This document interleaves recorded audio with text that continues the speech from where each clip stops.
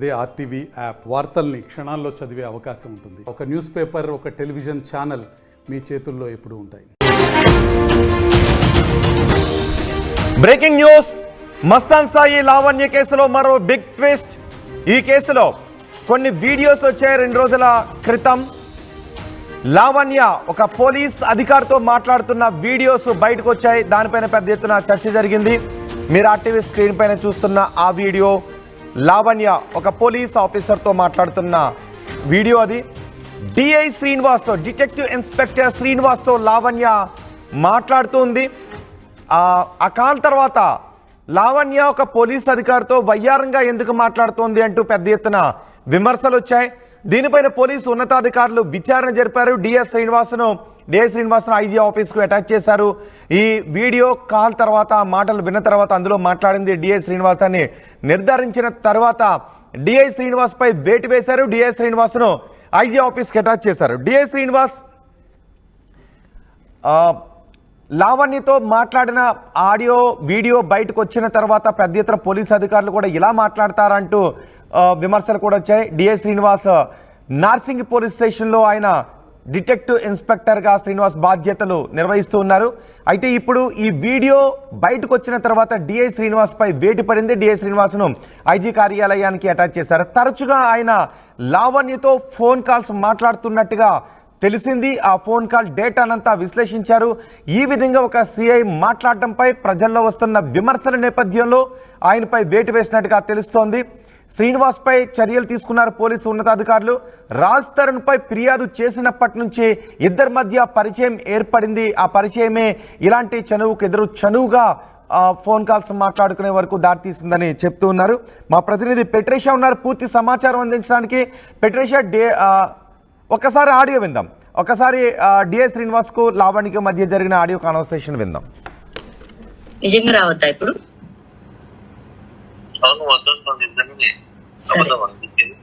సరే బాయ్.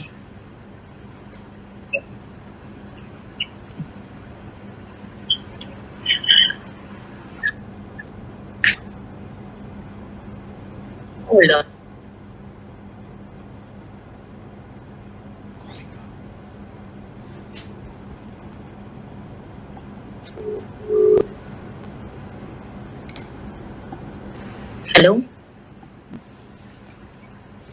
కాదు అక్కడెక్కడో రోడ్ బాగాలేదన్నారు కదా, దానికి ముందు మీరు వచ్చి ఎక్కించుకోవచ్చు కదా నన్ను.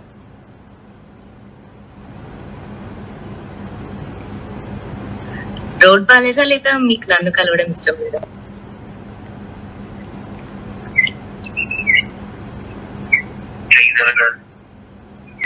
చెప్పండి, పర్లేదు. నాది గుండె కాదు, రాయి లాంటి గుండె అని మీకు అర్థం చేసుకో.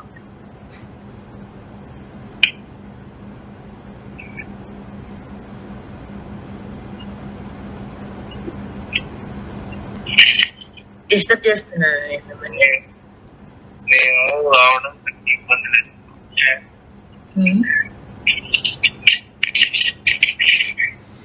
డ్యూటీలో ఉన్నారు మీరు?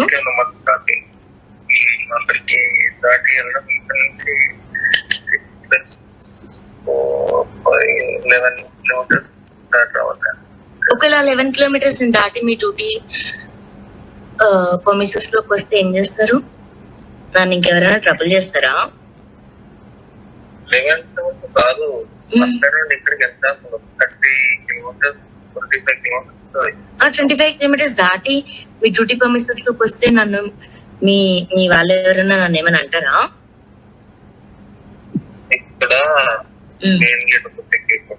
అది నేను దాటేసి కూడా దొక్కేసి వస్తా.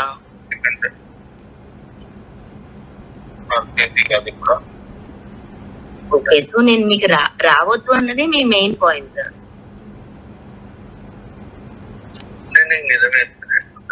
మీరు అబద్ధం చెప్తున్నారా? నేను అంటలేను.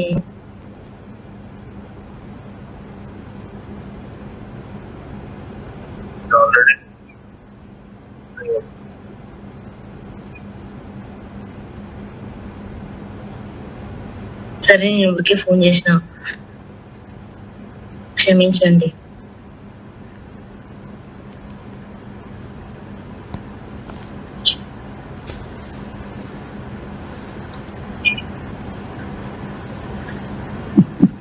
నేనేం రావట్లేదు. Alright, I'm sleeping.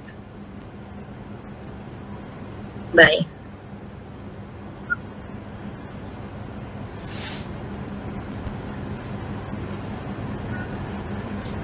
నీ లైఫ్ నువ్వు చూసుకో, నీ బ్రతుకు నువ్వు చూసుకో, నువ్వు చూసుకో, సంబంధం లేనట్టుగా ఉండు. జస్ట్ సరదాగా ఇన్ఫర్మేషన్స్ ఇచ్చాను. సరదాగా ఇన్ఫర్మేషన్స్ ఇచ్చే నీ గురించి ఇస్తా, ఇన్ఫర్మేషన్స్ ఇస్తాను. అది మన ఇద్దరి మధ్యలో ఉంచి మళ్ళీ ఇన్ఫర్మేషన్ ఇస్తాను, ఎగ్జిక్యూషన్. నేను ఎలా అయితే కాప్స్ తో నేను ఉన్నానో నీతో అలాగే ఉంటాను, పర్సనల్ గా ఉంచుకుంటాను. ఎవరైనా వీళ్ళు మాట్లాడితే గంభీరంగా మాట్లాడే పోలీస్ అధికారి ఇలా ఒక అమ్మాయి మాట్లాడుతుంటే వయ్యారంగా మాట్లాడుతుంటే తిరిగి అదే పోలీస్ అధికారి వయ్యారంగా మాట్లాడటం పెద్ద ఎత్తున ప్రజల్లో కూడా విమర్శల పాలైంది. పోలీస్ అధికారి ఇలా మాట్లాడతారా, మేము వెళ్తే అలా మాట్లాడతారు అంటూ విమర్శలు కూడా వచ్చాయి. సో ఇప్పుడు డిఎస్ శ్రీనివాస్పై పోలీస్ అధికారులు చర్యలకు సిద్ధమైనట్టుగా తెలుస్తోంది. డిఎస్ శ్రీనివాస్ను ఐజీ ఆఫీస్కి అటాచ్ చేసినట్టుగా కూడా తెలుస్తుంది. మా ప్రతినిధి పెట్రేషా ఉన్నారు పూర్తి సమాచారం అందించడానికి. పెట్రేషా, ఈ వీడియో బయటకు వచ్చిన తర్వాత శ్రీనివాస్పై ఎటువంటి చర్యలు తీసుకున్నారు? ఐజీ ఆఫీస్కి అటాచ్ చేసినట్టుగా తెలుస్తోంది. శ్రీనివాస్ వెర్షన్ ఏంటి? ఎస్, లావణ్య మస్తాన్ కేసు లో ఇది ఒక ట్విస్ట్ అనే చెప్పొచ్చు. గతంలో లావణ్య డ్రగ్స్ కేసు కి సంబంధించిన డిటెక్టివ్ ఇన్స్పెక్టర్ నార్సింగ్ లో పనిచేస్తున్న అతని మీద ఆరోపణలు అయితే వస్తున్నాయి. విచారణ సమయంలో అతనికి పరిచయం అయింది. లావణ్యకు మరి డిఎస్ శ్రీనివాస్ కి పరిచయం ఏర్పడి వాళ్ళిద్దరు తరచూ మాట్లాడుకుంటారని తెలిసింది. ఒకవైపు చాలా క్లోజ్ గా సన్నిహితంగా బిహేవ్ చేస్తారు. ఇప్పుడు మొత్తం మీద చూస్తే కూడా చర్చనీయాంశంగా మారిందని చెప్పొచ్చు. సోషల్ మీడియా అంతా కూడా చక్కర్లు కొడుతుంది. వాళ్ళిద్దరు కాన్వర్జేషన్ అంతా కూడా బయట టెలికాస్ట్ అవుతున్న పరిస్థితి కనిపిస్తుంది. ఈ ఇంటర్నల్ ఎంక్వైరీ అయితే జరుగుతుందని కూడా పూర్తిగా తెలుస్తుంది. సిపి ఆఫీస్ నుంచి అటాక్ చేస్తారు. ఆ తర్వాత ఎంక్వైరీ చేసిన తర్వాత ఈయన తరచు లావణ్యతో టచ్ లో ఉన్నాడు. ఒకవైపు ఎవిడెన్స్ అంతా కూడా ట్యాంపర్ చేసి ఉంటాడు అనే ఒక ఆరోపణలు అయితే ఎదుర్కొంటున్నారు. అంటే పూర్తిగా ఇదంతా కూడా పోలీసుల నుంచి అయితే ఇన్ఫర్మేషన్ అయితే రాలేదు. ఈ మొత్తం మీద చూసుకుంటే కూడా ఈ ఆడియోస్ అనేవి కూడా బయట సోషల్ మీడియాలో చర్చలు అంశంగా మారింది. ఐజీ ఆఫీస్ కి అంటే డిఐ డిటెక్టివ్ ఇన్స్పెక్టర్ నార్సింగ్ లో పనిచేస్తున్న అతన్ని ఐజీ ఆఫీస్ కి అటాక్ చేశారని పూర్తిగా తెలుస్తుంది. మరోవైపు చూసుకుంటే నార్సింగ్ పోలీస్ స్టేషన్ లో డిఐ శ్రీనివాస్ గా పూర్తిగా బదిలీ వేయటానే క్లియర్ గా చెప్పొచ్చు. ఇది ఒక సెన్సేషనల్ అయిన విషయాన్ని చెప్పొచ్చు.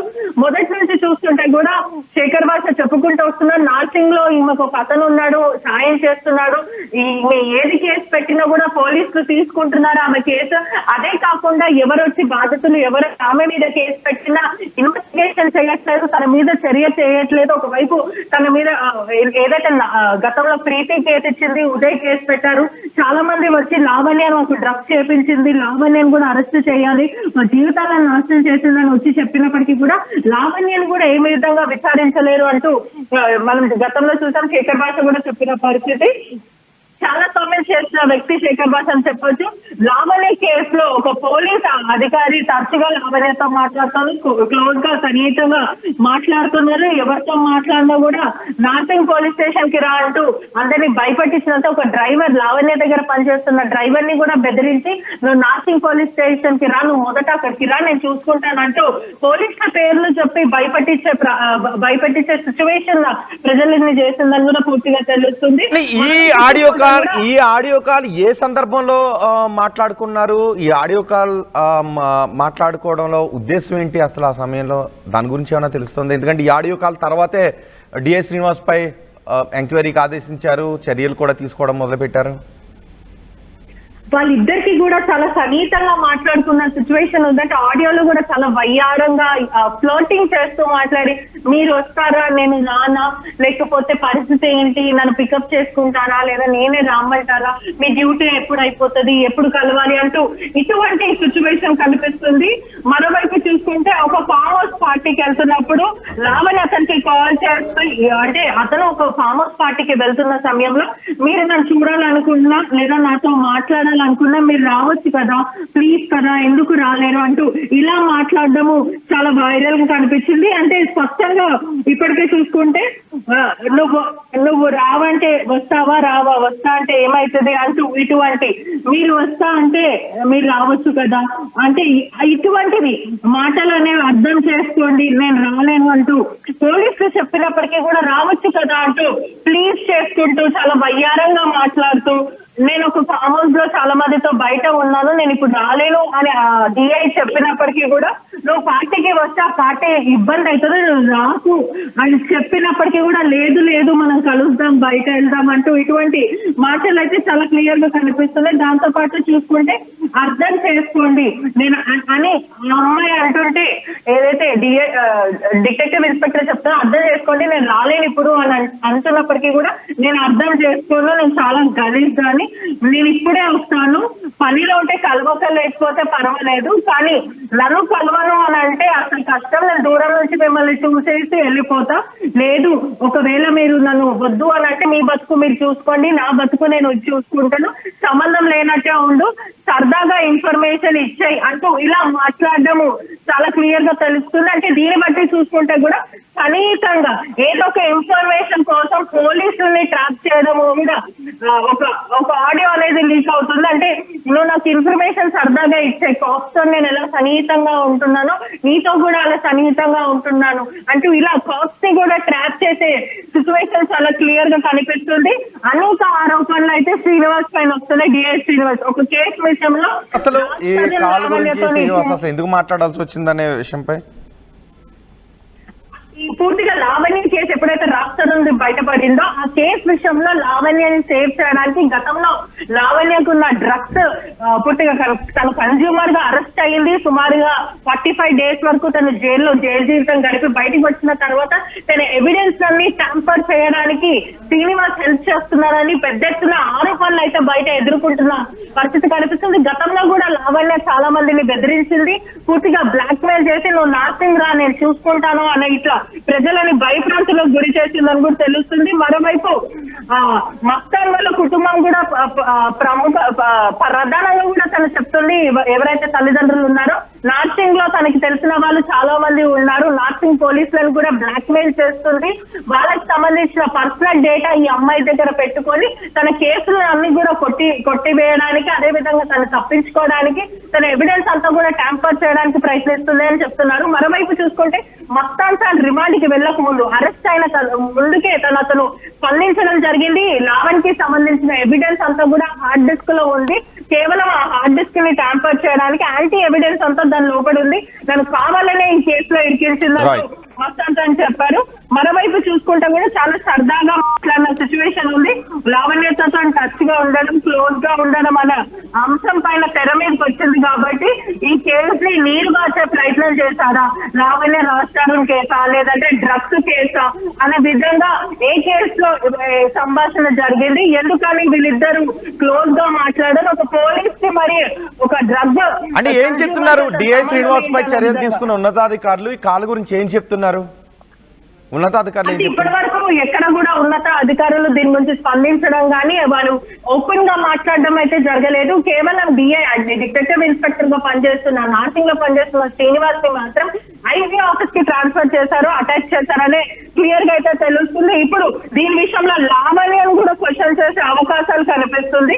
డిఐ శ్రీనివాస్ దైనా కాకుండా మరికొంతమంది పోలీస్ డిపార్ట్మెంట్ లతో తరచు మాట్లాడడం, తన ఎవిడెన్స్ పై ట్యాంపర్ చేయడము ఇటువంటివి కొంచెం పోలీస్ ని మాత్రం తను అదుపులోకి పెట్టుకుంది, తన గుప్పెట్లో పెట్టుకొని ఇదంతా నాటకం ఆడిపిస్తుందని ఒక పెద్ద ఎత్తున బయట అయితే చర్చ చాలా క్లియర్ అనిపిస్తుంది. మరోవైపు చూసుకుంటే కూడా లావణ్య మీద పూర్తిగా ఇంటరాగేషన్ చేసే అవకాశాలు అయితే కనిపిస్తుంది. ఇవంతా కూడా వాట్సాప్ కాల్స్ ని కూడా మనం క్లియర్ గా విజువల్స్ కూడా చూడొచ్చు. లావణ్య రికార్డ్ డిఐ శ్రీనివాస్ మాట్లాడిన మాటలంతా కూడా లావణ్య రికార్డ్ చేసి డిఐ శ్రీనివాస్ ని కూడా బెదిరించింది అనే విషయం కూడా ప్రస్తుతం తెరపైకి వస్తుంది. ప్రతి ఒక్కరిని అంటే మనకున్న సమాచారం మేరకు అందరి కాల్స్ రికార్డ్ చేస్తుంది, ఆ తర్వాత ఆ రికార్డింగ్స్ వాళ్ళకి వినిపిస్తా వీళ్ళకి వినిపిస్తా అంటూ బ్లాక్ మెయిల్ చేస్తుంది. ఫస్ట్ తను అందరితో చాలా సరదాగా మంచిగా మాట్లాడుతుంటది, ఆ తర్వాత మీ విషయాలన్నీ తనకి చెప్పినప్పుడు తన విషయాలు మీకు చెప్పిన తర్వాత ఇవన్నీ ఎవిడెన్స్ అంతా కూడా తన చేతిలో పెట్టుకొని ఆ తర్వాత బ్లాక్ మెయిల్ మొదలు పెడుతుందని పూర్తిగా తెలుస్తుంది. రైట్ బెట్రిషా, లావణ్య మస్తాన్ సాయి కేసులో ఒక ట్విస్ట్ చోటు చేసుకుంది. మస్తాన్ సాయి లావణ్య కేసులో ఇది బిగ్ ట్విస్ట్. ఈ కేసులో డిఐ శ్రీనివాస్ పై సైబరాబాద్ సిపి చర్యలు తీసుకున్నారు. డిఐ శ్రీనివాస్ ను ఐజీ ఆఫీస్ కు అటాచ్ చేస్తూ నిర్ణయం తీసుకున్నారు. లావణ్య డిఐ శ్రీనివాస్ మధ్య తరచుగా ఫోన్ కాల్స్ మాట్లాడుకుంటూ ఉన్నారు. ఆడియో వీడియో కాల్స్ మాట్లాడుకుంటున్నట్టుగా గుర్తించారు. ఒక వీడియో కాల్ వైరల్ కావడంతో డిఎస్ శ్రీనివాస్పై ఈ చర్యలు తీసుకున్నారు. రాజ్ తరుణ్పై ఫిర్యాదు చేసినప్పటి నుంచి ఇద్దరి మధ్య సాన్నిహిత్యమైన పరిచయం ఏర్పడింది. దీంతో ఇద్దరు వీడియో కాల్స్ చేసుకుని మాట్లాడుకుంటూ ఉన్నారు అనే ఫిర్యాదులు వచ్చాయి. ఈ వీడియో కూడా వైరల్ కావడంతో డిఎస్ శ్రీనివాస్పై ఉన్నతాధికారులు చర్యలు తీసుకున్నారు. ఐజీ ఆఫీస్కి అటాచ్ చేస్తూ ఉత్తర్వులు జారీ చేశారు. నేటి జేఈఈ మెయిన్ 2025 ఫలితాల్లో ఇప్పటి వరకు అందిన సమాచారం మేరకు స్కోర్ బోర్డు దద్దరిల్లేలా 100% సాధించిన శ్రీ చైతన్య విద్యార్థులు 8 మంది. మరిన్ని వీడియోస్ కోసం ఛానల్ ని సబ్స్క్రైబ్ చేయండి. లేటెస్ట్ అప్డేట్స్ కోసం వాట్సాప్ ఛానల్ ని ఫాలో చేయండి. అండ్ లింక్ డిస్క్రిప్షన్ లో ఉంది.